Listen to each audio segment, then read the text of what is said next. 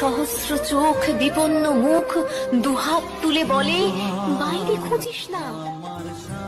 Hello বন্ধুরা, আশা করি তোমরা সকলে ভালো আছো। আমার আজকে 20K ফলোয়ার্স কমপ্লিট হয়েছে ফেসবুকে, তাই জন্য আমি বড় মার মন্দিরে একটু পুজো দিতে যাচ্ছি। ক্ষীরপাই বড় মার যে মন্দির আছে ওইখানে পুজো দিতে যাচ্ছি। দেখুন, আমাদের পরিবারের কিছু সদস্য মিলে যাচ্ছি, কম বেশি কারোর সময় নেই। আমার ছেলে পেছনে আছে, ভাগ্নি আছে, মা, জামাই, বোন সবাই মিলে বেরিয়ে পড়েছি। অলরেডি রাস্তায় বেরিয়ে পড়েছি, বাট অনেকটা দেরি হয়ে গেছে। অনেকটাই রাস্তা, প্রায় আমার বাড়ি থেকে 90 কিলোমিটার রাস্তা। আর আস্তে আস্তে চলে এলাম সেই খুকুরদাহ, যেখানে আমাদের পূর্ব মেদিনীপুর ছেড়ে পশ্চিম মেদিনীপুরে পা দিতে চলেছি। আর ঠিক আসতেই দেখুন, একদম সামনেই নদীটা রয়েছে, যে খুকুরদার নদীটা রয়েছে, ঠিক ওখানে এসেই ব্রিজের উপরে ওই যে ট্রাকটি দেখছেন, ট্রাকটি বন্ধ হয়ে গিয়ে প্রায় আমরা আধা ঘন্টার মতো দাঁড়িয়ে রয়েছি ব্রিজের উপর। কোনো ক্রমে গাড়িটা ঠেলা দিয়ে সামনের দিকে এগিয়ে ট্রাফিকটা কন্ট্রোল করা গেছে, বাট আমরা তবু আধ ঘন্টা ওখানে জ্যামে রয়েছিলাম। জ্যামটা ওখানে অনেকখানি ছিল, বাট জ্যামটা শেষ হতে প্রায় আধ ঘন্টা 45 মিনিটের মতো সময় লেগেছে। বাট সকাল থেকে কারোর খাওয়া দাওয়া নেই। আমরা একটি দোকান দেখে দাঁড়াতে বললাম ড্রাইভারকে, যে আপাতত কিছু বাচ্চারাও সকলে কেউ খাওয়া নেই, হালকা টিফিনের ব্যবস্থা করলাম। নাস্তা, বিস্কুট, চিড়ে ভাজা কেউ খেলো, আমিও বাট সকাল থেকে কিছু খাইনি, তাই জন্য একটি নাস্তা নিয়েছি। নাস্তার ছেলে আর আমি একসঙ্গে দুজন খাচ্ছি। খেতে খেতেই আমরা প্রায় একদম চলে এসেছি ঘাটাল। একদম দেখুন, আমরা প্রপার ঘাটালে ঢুকছি।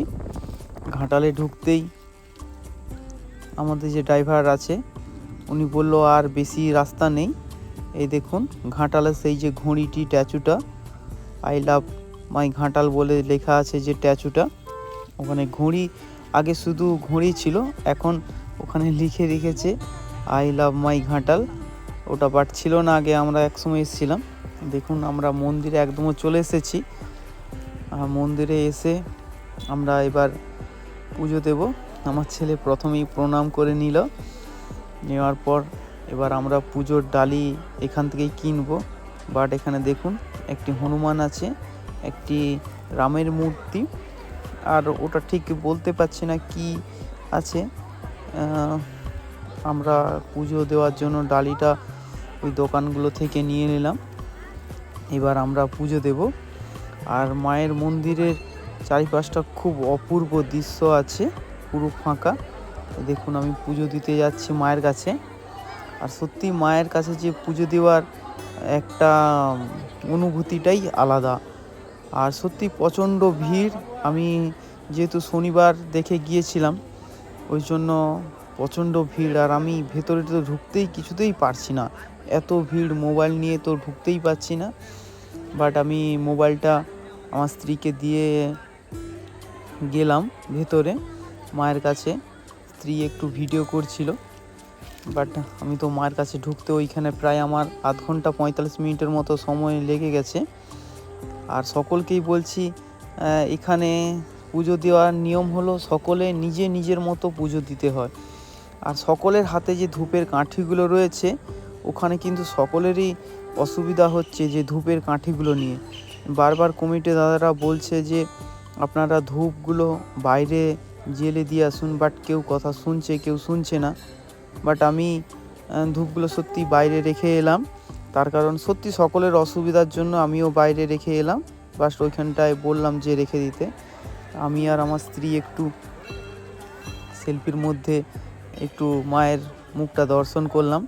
বাট এগুলোই তো স্মৃতি আমাদের মধ্যে, আমরাও সবসময় যেন এইভাবে থাকতে পারি। হাসি, রাগ, ঝগড়াঝাটি সব কিছু নিয়েই ফ্যামিলি, আর সব কিছু নিয়েই সংসার, তাই জন্য। বাট আমরা পুজো দিলাম। এবার পুজো দিয়ে আসার সময় ঠিক সেই যে বিদ্যাসাগরে বর্ণ পরিচয়, যে বিদ্যাসাগরের বাড়ি, ওই দিকে আমরা একটু রওনা হলাম। বাট ঘাটাল থেকে আসতে কিছুটা দূরেই বিদ্যাসাগরের যে জন্মভূমি, ওইখানে ঢুকলাম। বাট ওখানে অনেক বড় লং ভিডিও হয়ে যাচ্ছে, যার জন্য আমি লং ভিডিওটা আর দিলাম না। পরে নেক্সট ভিডিওতে আপনাদের দেখাবো। সকলে ভালো থাকবেন।